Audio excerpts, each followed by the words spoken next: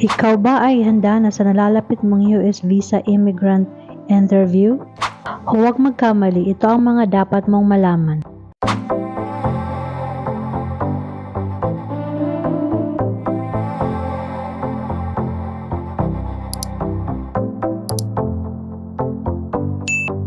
Alam mo ba na maraming nadidinay na aplikante hindi dahil sa hindi sila kwalipikado kung hindi sa kakulangan ng tamang paghahanda? Mga mahalagang hakbang sa paghahanda para sa iyong US visa immigrant interview. Una, laging dali ng mga orihinal na dokumento. Huwag kang umasa sa photocopy. Ang mga orihinal na dokumento lamang tinatanggap sa araw ng iyong interview. Siguraduhin mong dala mo ang mga orihinal na papeles sa araw ng iyong interview para maiwasan ang anumang aberya, at lahat ng mga civil documents na in-upload mo sa CAC portal ay dapat dala mo ito sa iyong araw na interview. Pangalawa, maghanda ng karagdagang katibayan ng pagkakakilanlan.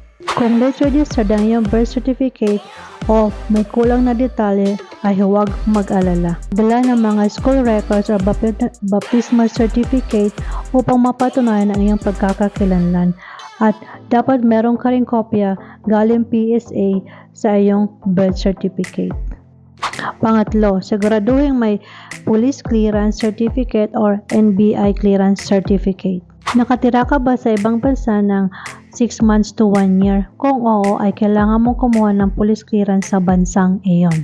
Maraming mga aplikante ang nalilimutan ito, kaya siguraduhin mong nasa listahan mo ito. At kung ikaw naman ay hindi lumabas ng bansa, ikaw ay kailangan kumuha ng NBI clearance certificate.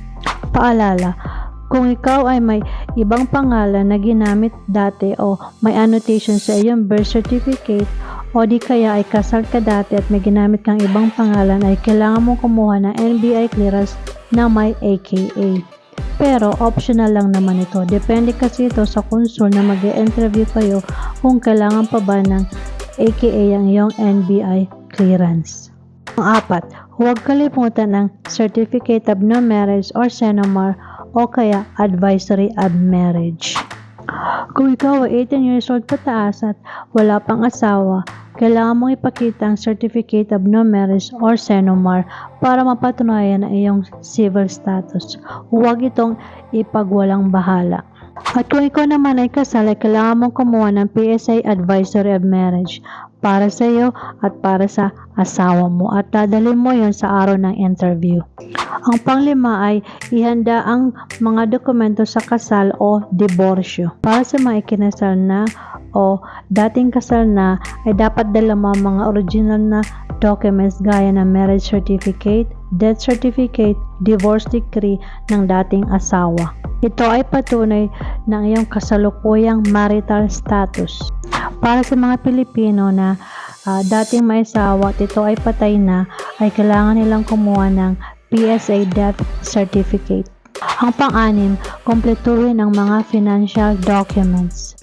Ang inyong petitioner ay isang mahalagang bahagi para sa inyong visa application.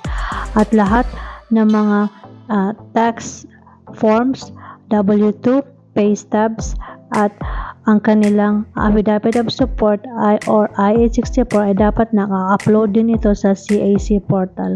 At sa araw na interview ay dapat dala mo din yung mga physical copy ng lahat ng in-upload mo para sa inyong financial documents. Paalala, para sa divorce decree. Ang divorce decree ay dapat original. Ito ay may stamp o dry seal. Pag wala nito ay hindi tatanggapin ng US Embassy sa araw na interview mo. Magkakaroon ka ng Toto 1G. Tandaan, ang kumpiyansa ay nagmumula sa pagiging handa. Kung nagustuhan mo ang video na ito, ay huwag kalimutang i-like at i-share para makatulong din sa iba. At huwag kalimutang mag-subscribe at i-click ang notification bell para wala kang ma-miss na video. Good luck sa inyong interview, at kunting hakbang na lang ay malapit nang matupad ang iyong American dream. Thank you and God bless.